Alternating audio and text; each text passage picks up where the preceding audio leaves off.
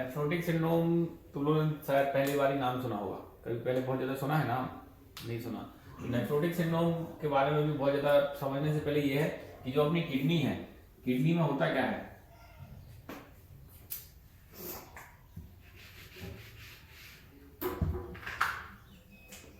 ये यहाँ से आर्टीरियल ब्लड सप्लाई आती है, यहाँ एक बोमेंस कैप्सूल होता है। बोमेंस कैप्सूल के बाद फिर ये आफ्रेंट आर्टीरियोल, इफ्रेंट आर्टीरियोल, और यहाँ से फिर एक कलेक्टिंग डक्ट आती है, और यहाँ इसके बाद फिर यहाँ से यूरिन फॉर्मेशन होके यूरिन बनती है। टोटल ये सिस्टम है। तो यहाँ से आर्टरी आती है, यहाँ से पूरा ब्लड आएगा, ब्लड आके यहाँ इकट्ठा होगा। यहाँ पे बहुत सारी लेयर होती हैं, 3-4 लेयर होती हैं छन्नी टाइप की, ठीक है। इनसे छनता है तो जितना छन की जो भी वेस्ट मटेरियल है वो छन के बाहर निकल जाएगा, बाकी मटेरियल वेसल्स में, ये आर्टरी हो गई, ये वेन हो गई, तो वेन में ये वापस चले जाता है। यहाँ से फिर आगे और जो रीअब्जॉर्प्शन होता है, जितनी भी जो जरूरी चीजें हैं, क्योंकि ये जो है ये बहुत मोटी मोटी छन्नी होती है, उसके बाद जो जरूरी चीजें हैं यहाँ से छनती जाती हैं और छनती जाती हैं। वाटर भी रीअब्जॉर्प्शन होता रहता है। उसके बाद यहाँ कलेक्टिंग डक्ट में चले जाता है, कलेक्टिंग डक्ट में भी रीअब्जॉर्प्शन का काम होता है। कुल मिला के यूरिन जब तक पूरी सिक्रीट नहीं होती तब तक उसका जो जरूरी चीजें हैं या वाटर है उसका रीअब्जॉर्प्शन होता रहता है, शुगर का रीअब्जॉर्प्शन होता रहता है। तो ये पूरा किडनी का सिस्टम है। इस सिस्टम में क्या होता है, डैमेज कई लेवल पे हो सकता है। ये जो बोमेंस कैप्सूल है इस लेवल पे भी डैमेज हो सकता है, ये ट्यूबल्स हैं इस लेवल पे भी डैमेज हो सकता है, ये जो कलेक्टिंग डक्ट है इस लेवल पे भी डैमेज होता था। कहीं पे भी ये ट्यूबल्स की ये लाइनिंग है ये डैमेज होगी या फिर ये कैप्सूल्स डैमेज होगा तो किडनी में इंजरी होने लगेगी। किडनी में इंजरी एक तरीके से जब बढ़ जाएगी तब उसमें जो सिम्टम्स, माइल्ड से भी किडनी में इंजरी होती है तो उसमें सिम्टम्स जल्दी जल्दी पैदा हो जाते हैं, क्योंकि यूरिन में अपन को समझ में आने लगता है, यूरिन में ब्लड आने लगता है या फिर यूरिन ज़्यादा आने लगती है या फिर यूरिन कम आने लगती है, ठीक है। तो ये एक बेसिक मैकेनिज्म है। अब किडनी में जो इंजरीज हैं वो 3 तरीके से प्रेजेंट होती हैं। एक होता है पर से जो एज ए पार्ट ऑफ हाइपोवॉल्यूमिया,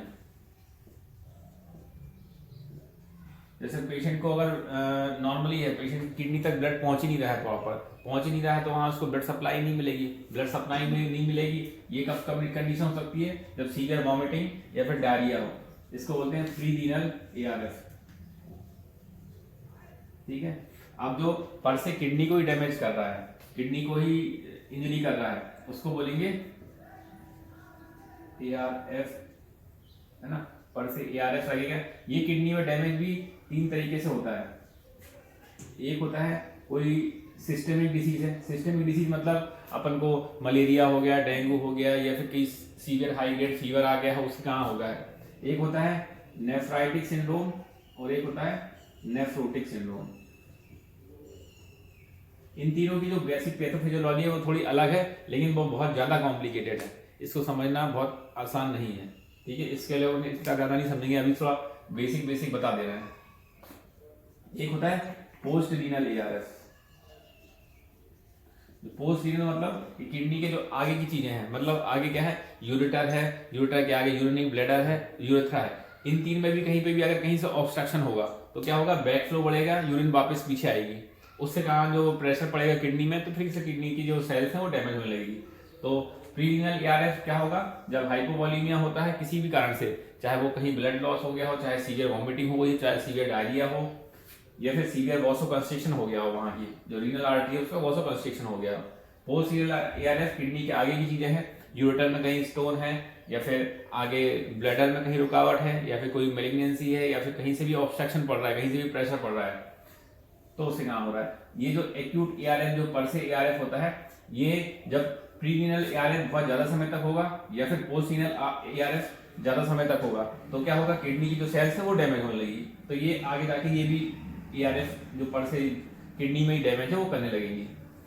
अब किडनी में डैमेज 3 तरीके का बना रहा है। एक जो सिस्टेमिक डिसीजेज हैं जो अपन को यूजुअली देखने को मिलते हैं कॉमनली, जब किसी पेशेंट को 4 से 5 दिन तक लगातार फीवर आता है तो कंटिन्यूसली उसको ब्लड में इन्फेक्शन है, ब्लड में सेप्सिस है, ब्लड में सेप्सिस के कारण किडनी में कहीं ना कहीं डैमेज होना स्टार्ट हो जाता है, तो उसमें होता है सिस्टेमिक डिसीजेज में, ठीक है।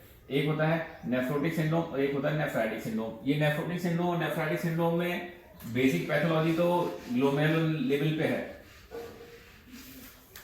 इसको अपन अपनी डिटेल में नहीं बता रहे हैं। थोड़ा सा डिफरेंस बस पता होना चाहिए कि होता क्या है नेफ्राइटिक नेफ्रोटिक सिंड्रोम में।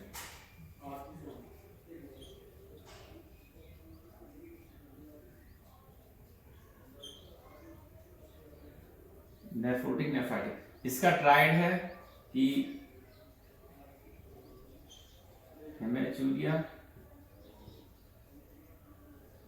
Hypertension,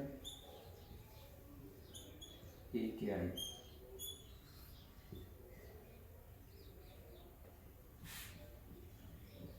protein,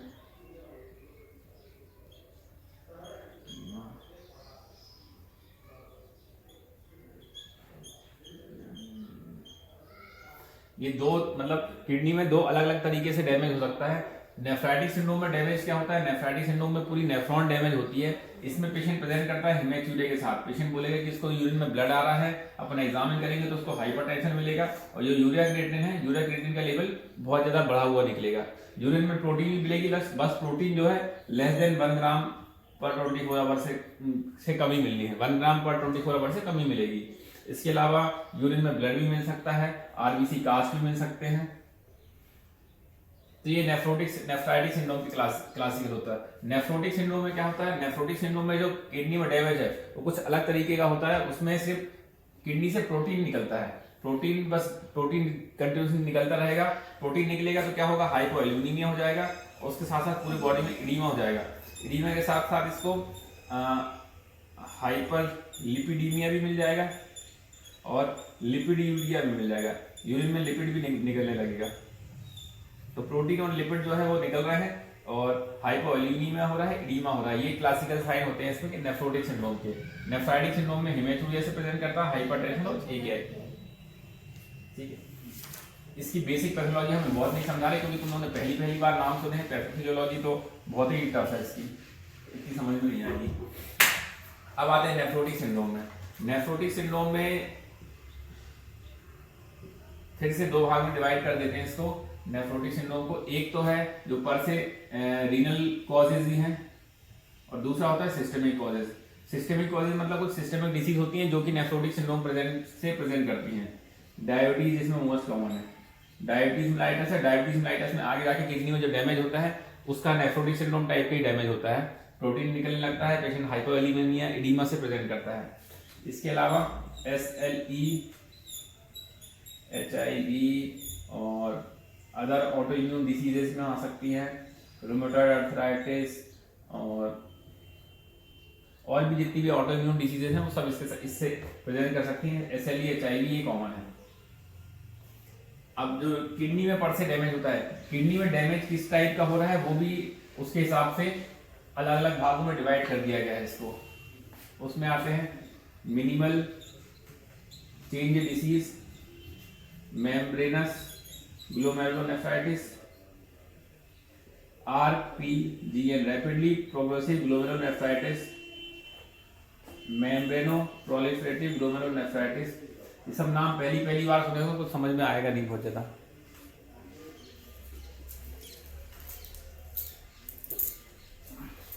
minimal change disease में क्या होता है, बिल्कुल जो ग्लोमेरुलस है उसमें मिनिमल डैमेज होता है। मेम्ब्रेनस में मेम्ब्रेन लेवल पे डैमेज होने लगता है। रैपिडली प्रोग्रेसिव मतलब ये एक तरीके से ऐसा ग्लोमेरुलोनेफ्राइटिस होती है जिसको बहुत जल्दी प्रोग्रेस करती है। और मेम्ब्रेनो प्रोलिफरेटिव में ये सब बायोप्सी की फाइंडिंग है। किडनी की जो बायोप्सी करते हैं उसमें ये फाइंडिंग मिलती है। तो किसी भी नेफ्रोटिक सिंड्रोम में उसकी किडनी बायोप्सी करते हैं, किडनी बायोप्सी करने पे ये अलग अलग तरीके से फाइंडिंग मिलती है। उसके हिसाब से अपन ने क्लासिफिकेशन किया है।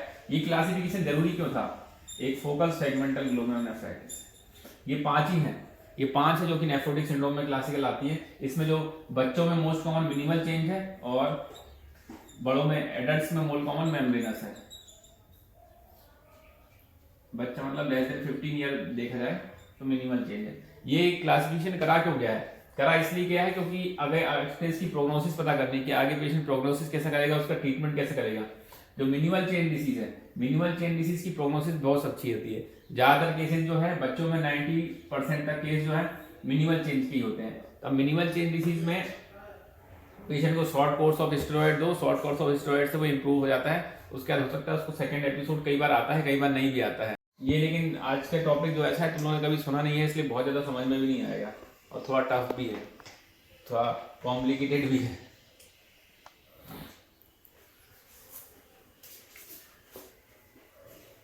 ये सब चीज़ें याद करने की बहुत ज़्यादा नहीं है, तुम्हें सिर्फ इतना पता होना चाहिए जो बच्चा है, बच्चे में कॉमनली मिनिमल चेंज होती है। कोई भी एडल्ट अगर प्रेजेंट करता है, किससे, अगर कोई बच्चा प्रेजेंट करता है तो पहले अपन उसको ट्रीटमेंट में स्टेरॉइड देते हैं, उसको फिर स्टेरॉइड का रिस्पॉन्स देख लेते हैं, उसके बाद देखते हैं स्टेरॉइड का रिस्पॉन्स ठीक है, प्रोटीन यूरिया कम हो गया है तो उसको फिर नॉर्मल छोड़ जाने देते हैं। लेकिन कोई एडल्ट आपके पास नेफ्रोटिक सिंड्रोम से प्रेजेंट किया है तो ये रूल ऑफ थंब है कि इसकी बायोप्सी करानी है आपको। बायोप्सी में आपको देखना है कि कौन सी टाइप की डिसीज है। बायोप्सी में अगर ये मेम्ब्रेनस या आरपीजीएन कुछ आती है तो उसके हिसाब से उसका अलग अलग ट्रीटमेंट है, और ये ट्रीटमेंट एक क्लासिकल जो किडनी सेंटर है वहाँ पे ही कराते हैं। किडनी बायोप्सी भी हर कहीं होती नहीं है अवेलेबल, जो टर्सरी सेंटर है टर्सरी सेंटर में ही होती है।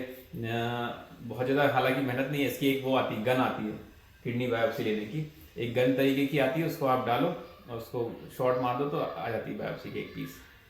जैसे FNAC करते हैं ना, FNAC ऊपर ही दिख जाता है तो उसमें निडल डाली और खींच लिया उससे। तो अगर अंदर की लिवर बायोप्सी या किडनी बायोप्सी करना हो तो उसके लिए एक अलग से गन आती है, ये गन पैथोलॉजिस्ट के पास होती है, यहाँ पे भी हो सकती है अवेलेबल, पहले थी, जो बहुत कॉमन है, मतलब बहुत बड़ी बात नहीं है इनको बायोप्सी करना। लेकिन बायोप्सी रिपोर्टिंग तो होगी नहीं, अपने रिपोर्टिंग तो बाहर ही जानी पड़ेगी। उसमें बस ये USG से देखो, जैसे बैक है यहाँ पे किडनी है, USG से अपन लोकेट कर लेते हैं किडनी, लोकेट करके गन को डाला, गन अंदर तक आती है, उसके बाद उसको चला दो गन, अंदर से एक पीस निकल आ जाता है। पेनफुल प्रोसीजर होता है, पेनफुल प्रोसीजर होता है। क्या एक नीडल डालनी है, नीडल गन कोई बहुत मोटी थोड़ी रहेगी, बहुत जैसे 20 गॉस की नीडल होती ना उसी टाइप की, जस्ट थोड़ी सी और बड़ी होगी, लोकल लेके कर देते हैं उसमें। बात ये है कि एक बार बायोप्सी करने के बाद पेशेंट को यहाँ पे डैमेज हुआ है तो पेशेंट हेमाचूरिया और ARF में जा सकता है, बढ़ जाएगा। मतलब जैसे इसमें नेफ्रोटिक सिंड्रोम में यूजुअली यूरिया क्रिएटिनिन नॉर्मल होता है, लेकिन अगर बायोप्सी करो, बायोप्सी करने के बाद पेशेंट एकदम से डिटोरिएट भी कर जाता है।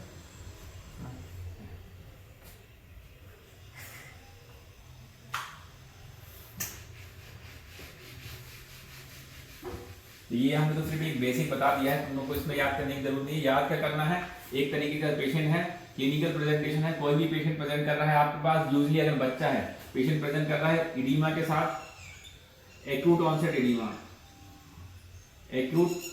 Oedema without any cause, patient को कुछ भी नहीं हुआ था, सिर्फ उसको एकदम से सूजन आने लगी, कुछ नहीं हुआ। 90% पेशेंट का प्रेजेंटेशन ये है कि कुछ भी नहीं हुआ था, नॉर्मल खेलता फिरता था, एकदम से उसको सूजन आने लगी पूरे चेहरे। ये स्टेरॉइड कन्वर्टर है। स्टेरॉइड के पास अपने पास क्या क्या डोज होते हैं, डेक्सामेथासोन, मिथाइल प्रेडनिसोलोन, हाइड्रोकॉर्टिसोन। ये याद रखना 16, 64, 80, 400, ये चारों के डोज इक्वल है एक दूसरे के। कोई पेशेंट अगर 100 मिलीग्राम QID पे चल रहा है हाइड्रोकॉर्टिसोन से, अपन उसको कन्वर्ट करना है डेक्सामेथासोन पे या मिथाइल प्रेडनिसोलोन पे, मतलब किसी पेशेंट को छुट्टी करनी है या फिर किसी पे शिफ्ट करना है तो इसके इक्वल डोज पे आपको शिफ्ट करना पड़ेगा, ठीक है। कोई पेशेंट 40 मिलीग्राम प्रेडनिसोलोन पे है, अपन को उसको डेक्सामेथासोन पे शिफ्ट करना है तो अपन को 8 मिलीग्राम डेक्सामेथासोन देना पड़ेगा उसको।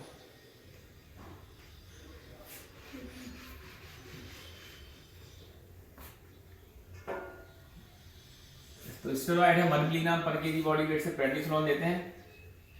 इसको देना कब तक है, ऑलमोस्ट 3 to 4 वीक तक देना है। 3 to 4 वीक तक कंटिन्यूसली देते रहो। एक बार आपने देखा जब यूरिन में प्रोटीन उसका लेस देन 1 ग्राम हो गया है तब उसको आप टैपरिंग करना चालू कर दो, मतलब 1 महीने तक तो उसको कंटिन्यूसली देना है, उसके बाद आप टैपरिंग करना चालू कर दो। रिस्पॉन्स आता है तो धीरे धीरे उसको बंद कर दो।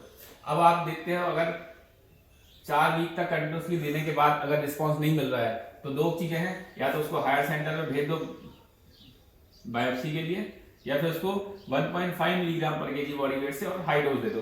कई बार लो डोज में नहीं होता है कवर तो उसको थोड़ा स्टेरॉइड का हाई डोज दिया जाता है, लेकिन इम्यूनोसप्रेसिव थेरेपी अपन विदाउट बायोप्सी के नहीं देते।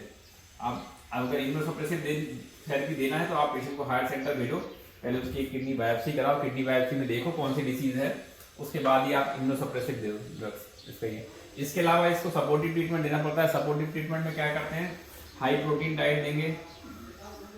हाई प्रोटीन डाइट, हाइपरलिपिडीमिया है तो उसको क्या दोगे, हाइपोलिपिडेमिक ड्रग्स देंगे, एटोरवास्टेटिन वगैरह देते हैं। पेशेंट को कोगुलोपैथी होती है, पेशेंट को उसके लिवर फंक्शन भी डिलेज हो जाते हैं इसमें, तो कोगुलोपैथी को भी मॉनिटर करना पड़ता है, पीटीआईएनआर वगैरह का मॉनिटर अच्छे से करना पड़ता है उसको। हाई प्रोटीन डाइट है, बाकी रेस्ट है, एटोरवास्टेटिन है और स्टेरॉइड है। अब पेशेंट को कहीं ना कहीं, ये पेशेंट क्या होते हैं, बहुत प्रोन होते हैं सेप्सिस के, इनको कहीं से भी सेप्सिस में लग जाता है। तो सेप्सिस देखो कहीं टीएलसी तो नहीं बढ़ा हुआ है, सेप्सिस है तो अलग से आप एंटीबायोटिक दे देना उसको। बाकी और कुछ नहीं, इतना ही ट्रीटमेंट रहता है नेफ्रोटिक सिंड्रोम का। अब यही पेशेंट क्या होते हैं, आगे जाके सीकेडी में कन्वर्ट होते हैं। अपने पास जो पेशेंट आते हैं ना, जितने भी पेशेंट आते हैं अपने पास सीकेडी में, सीकेडी के पेशेंट हैं, उनको कभी ना कभी नेफ्रोटिक या नेफ्राइटिक सिंड्रोम हुआ रहता है। कई बार क्या होता है, ये नेफ्राइटिक सिंड्रोम में पता नहीं चलता, नेफ्रोटिक सिंड्रोम में भी उसको थोड़ा सा बहुत मिनिमल टाइप का एडिमा हुआ, अपने आप ही ठीक हो गया, पता ही नहीं चला। अब लॉन्ग टर्म जो कोर्स हुआ, लॉन्ग कोर्स में वो शिफ्ट हो गया काय में, सीकेडी में। बार बार रिकरेंट होता रहता है? नहीं रिकरेंट नहीं, एक बार हो जाता है वही आगे जाके सीकेडी में कन्वर्ट हो जाता है।